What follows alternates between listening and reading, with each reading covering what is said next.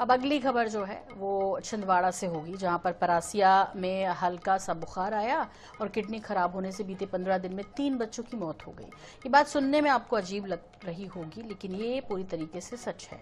आपके मन में अब ये सवाल भी होगा कि क्या इतनी कम उम्र के बच्चे की किडनी खराब हो सकती है, और इस तरह की कोई इकलौती घटना भी नहीं है। ये भी आश्चर्य होता है क्योंकि छिंदवाड़ा के परासिया विकासखंड में एक अजीब सी बीमारी से हड़कंप है दरअसल, जहां पर हल्का सा बुखार आता है और जुकाम के बाद बच्चों की किडनी में इन्फेक्शन हो रहा है। अब तक 3 बच्चों की मौत हो गई है। इस मामले में भोपाल और दिल्ली से टीम मंगलवार को परासिया पहुंची। उन्होंने बताया कि इस बीमारी का कारण क्या है, इसके सोर्स को समझने की कोशिश की जा रही है।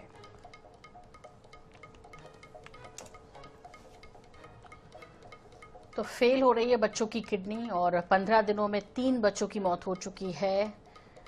3 बच्चों की नागपुर में इलाज के दौरान मौत हुई है। अब तक करीब 9 बच्चों को ये समस्या हो चुकी है। 5 साल, 4 साल और 18 महीने के बच्चे की मौत हुई है।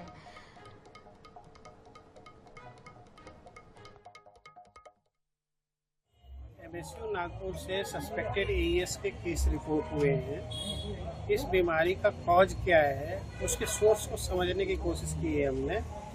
पेशेंट के घरों में जाके जो इन्वायरमेंटल स्टडी होती साइंटिफिक, उसके स्रोत को देखते हुए हमें क्या सैंपलिंग करनी है, किस किस सोर्स से ये डिजीज हो सकती है, उस कॉज को ढूंढ रहे हैं हम। एसपी साहब, हेल्थ की टीम, एसडीएम और ये सारे जो भोपाल से आरआरटी आई है, उसी को जो आप बात कर रहे हैं उसी को पता करने के लिए और उसकी तैयारियों की समीक्षा करने के लिए हम लोग आए थे, इसकी तैयारियाँ और क्या काम चल रहा है।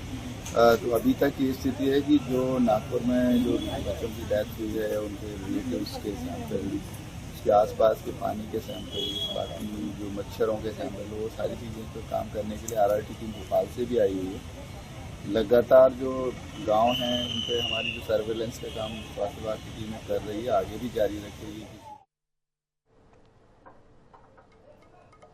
और इस पर ज्यादा जानकारी के लिए बात करते हैं, हमारे सहयोगी विनय जोशी हमारे साथ जुड़ गए हैं। विनय, आपसे समझना चाहेंगे, ये तो बेहद गंभीर बीमारी है और ज्यादा वक्त भी नहीं दे रही है। यदि सिर्फ 15 दिनों में 3 बच्चों की मौत होती है तो जाहिर तौर पर चिंता करने की बड़ी जरूरत है। लेकिन इन सबके बीच जिस तरह से जानकारी मिली कि दिल्ली और भोपाल से टीमें पहुंची है, उनको क्या कुछ अभी प्राथमिक तौर पर जो उन्होंने देखा है, जो महसूस किया है, जो जांचें हुई हैं, क्या कारण हो सकता है इसका? सोना मेरी बताने चाहूंगा, जो भोपाल और दिल्ली की जो टीमें आई हैं, सबसे पहले उन्होंने पानी के स्रोतों पे अपनी नजर गड़ाई और पानी के सैंपल लिए। साथ में जिस इलाकों में बच्चों की मौत हुई है उस इलाके में गए, वहाँ पे जो पानी भरा हुआ है, वहाँ पे जो मच्छर पनप रहे हैं, उनका लावा इकट्ठा करा, उनका सैंपल लिया। साथ ही परिवार वालों से बातचीत करी कि क्या कारण है, बच्चे महीने भर से क्या खा पी रहे थे, उसकी पूरी उन्होंने जानकारी ली। इसके बाद वहां से वो सैंपल कलेक्ट करके हैदराबाद लैब में पहुंचा रहे हैं कि वो लैब से पता चल जाए कि बीमारी का क्या कारण है। मेनली कल कलेक्टर साहब आए, उन्होंने स्वास्थ्य विभाग जो टीमें आई हैं उनके साथ और साथ महिला कार्यकर्ताओं के साथ, प्रशासनिक अधिकारियों के साथ बैठक करी, समीक्षा करी और उसी से कर रहे हैं कि जो मृत्यु दर बढ़े ना, वही के लिए थम जाए।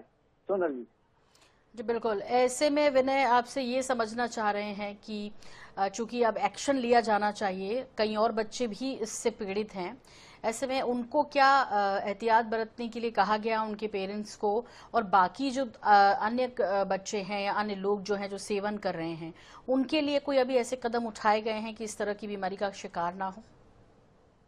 सोनल जी, ये बात तो सही है कि जो जांच टीम आई है उनको एडवाइस देना चाहिए, जो डॉक्टर उनको एडवाइस देना चाहिए, लेकिन बीमारी का स्रोत क्या है, बीमारी कौन सी है, क्या है, इसके बारे में वो खुद नहीं समझ पा रहे हैं, तो वो दूसरों को क्या गाइडलाइन देंगे। इसके लिए डॉक्टर भी परेशान है, जो जांच टीम आई है वो भी परेशान है और साथ में कलेक्टर साहब भी परेशान है कि ये बीमारी है क्या।